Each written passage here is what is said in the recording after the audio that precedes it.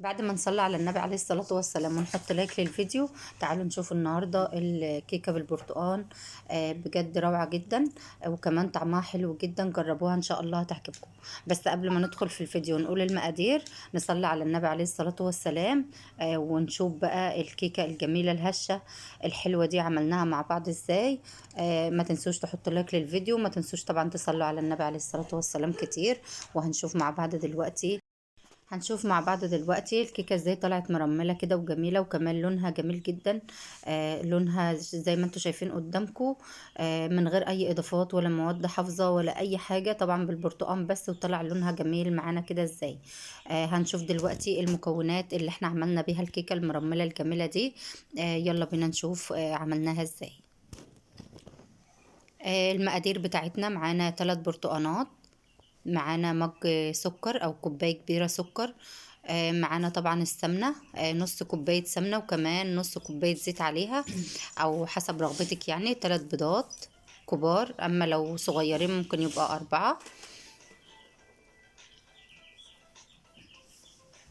ومعانا البرتقان 3 برتقانات. معانا كمان السمنه بتاعتنا، ومعانا كوبايتين من الدقيق. السمنه دي انا مش هستخدمها لوحدها، انا هحط عليها نص كوبايه زيت، علشان يبقى نص كوبايه سمنه ونص كوبايه زيت، يعني يبقوا متعادلين كده. اما لو عايزه تعمليها بزيت بس او سمنه بس حسب الاختيار. معانا طبعا الكيك شيف، ومعانا الفانيليا، ومعانا كوبايه سكر كبيره. بعد كده طبعا معانا الدقيق بتاعنا، كوبايتين دقيق هننخلهم كويس قوي. ولازم يكون نوع الدقيق نوع دقيق حلو، ما يكونش يعني اي حاجة كده والسلام، لان علشان تطلع هشة كده ومرملة زي ما انتوا شفتوها. طبعا الدقيق اللي انا بستخدمه دقيق سنابل. دقيق حلو جدا في الكيكات والمعجنات والحاجات دي، بيبقى جميل جدا.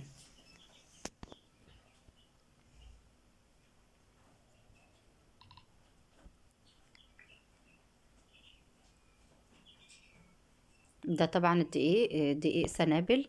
انا هنخله كده كويس قوي. وكمان معايا البيض بقى والبرتقان وكل الحاجات اللي انتوا شفتوها. ده عندكم مضرب بالكهرباء زي ده هنعمل بيه، اما لو عندكم يعني خلاط عادي اي حاجة ممكن تعملي بيها الكيكة. بس اهم حاجة نضرب المكونات كويس قوي.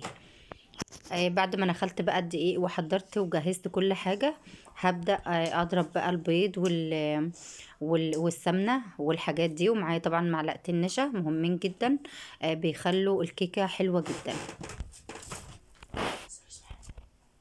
ده النشا بتاعنا، هنستخدم منه معلقتين 2 بس مع المكونات دي. ويلا بينا ندخل نشوف هنعمل بقى الحاجات ازاي.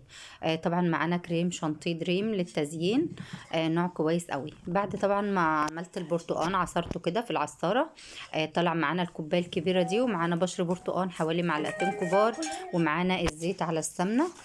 بقوا زي ما انتوا شايفين كده كوباية كبيرة زيت على سمنة. هنحاول بقى نضرب كل المكونات دي على بعضها. اول حاجة هنضيف السمنة على الزيت كده زي ما انتوا شايفين.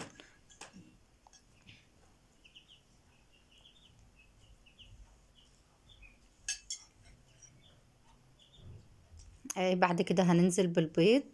هنحط البيض على السمنة كده ونضربه برضو ضربة كويسة جدا. بعد ما ضربنا كل المكونات دي،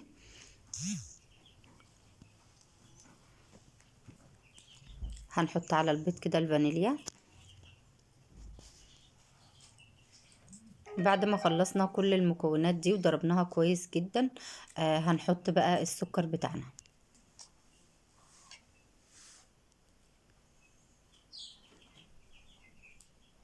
بقت معانا بالشكل ده. هنضيف كوباية السكر اللي انا قلت لكم عليها، كوبايه كبيره سكر، او على حسب يعني ما انتوا حابين تعملوها ازاي. حسب رغبتكم يعني في السكر، بس هي المفروض يعني المقادير دي بتاخد كوبايه كبيره سكر بس كده. وهنضربهم كويس قوي مع بعض.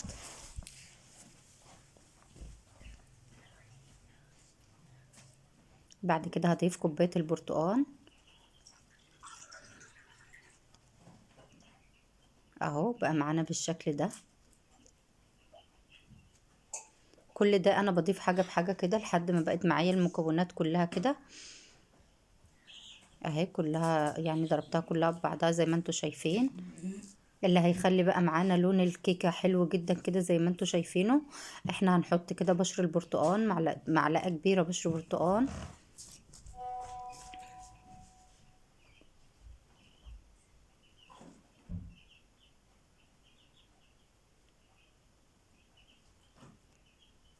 ومعانا الدقيق منخول وعليه الكيك شيف، هننخله هو كمان على الدقيق زي ما انتوا شايفين كده اهو. بس كده هناخد الدقيق كده نفضي بقى على المكونات بتاعتنا، يبقى المكونات الجافة كده على بعض، وكمان المكونات السايلة كده عملناها خلصناها كلها. هنضيف بقى معلقتين النشا وكمان بشر البرتقال.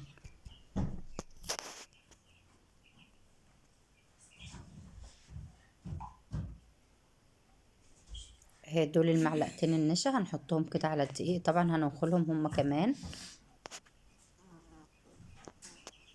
وادي بشر البرتقال معلقه كبيره زي ما قلت لكم، هنضيفها كده، هي اللي هتدينا اللون الحلو اللي انتوا شفتوه للكيكه ده. بس كده، وده الخليط بتاعنا بعد ما لفيته كويس قوي وضربته في بعضه بقى معانا بالشكل ده. صينيه معايا كده المقاس ده ومدهونه سمنه زي ما انتوا شايفينها كده. هحاول بقى افضي فيها كل الخليط الحلو ده. شايفين عامله ازاي؟ القوام بتاعها جميل ومظبوط، وكل المكونات كده مظبوطه زي الفل اهي. خلاص كده هدخلها بقى الفرن باذن الله، وبعد كده هنشوف شكلها هيبقى عامل ازاي.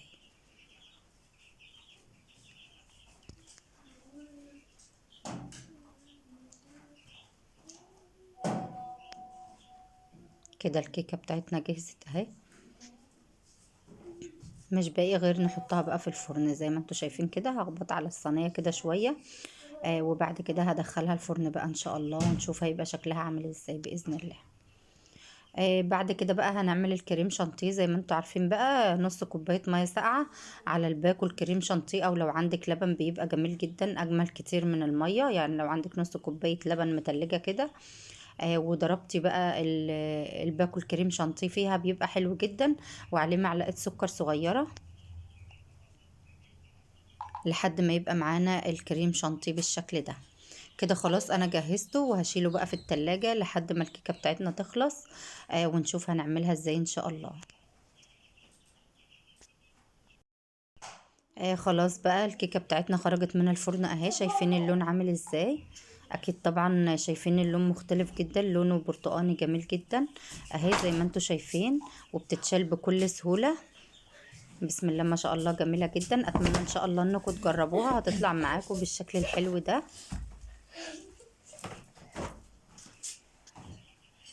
اهي. هحاول بقى اشيلها كده علشان خاطر ازينها بقى بالكريم. وده شكل الكيكة بتاعتنا بعد ما خلصت زي ما انتوا شايفين كده، بقت بالشكل ده مرملة وجميلة جدا، وكمان طعمها حلو جدا. يا ريت تجربوها وان شاء الله هتعجبكم. بجد كانت حلوة قوي والله العظيم زي الفل ما شاء الله. جربوها بقى بالطريقة دي وبالمقادير المظبوطة دي، وان شاء الله تطلع معاكم مرملة وجميلة زي انا ما عملتها كده ان شاء الله. ويا ريت لو الفيديو عجبكم ما تنسونيش من الاشتراك في القناة وما تنسوش اللايك وتصلوا على النبي عليه الصلاة والسلام. واشوفكم ان شاء الله في فيديوهات تانية، والسلام عليكم ورحمة الله وبركاته.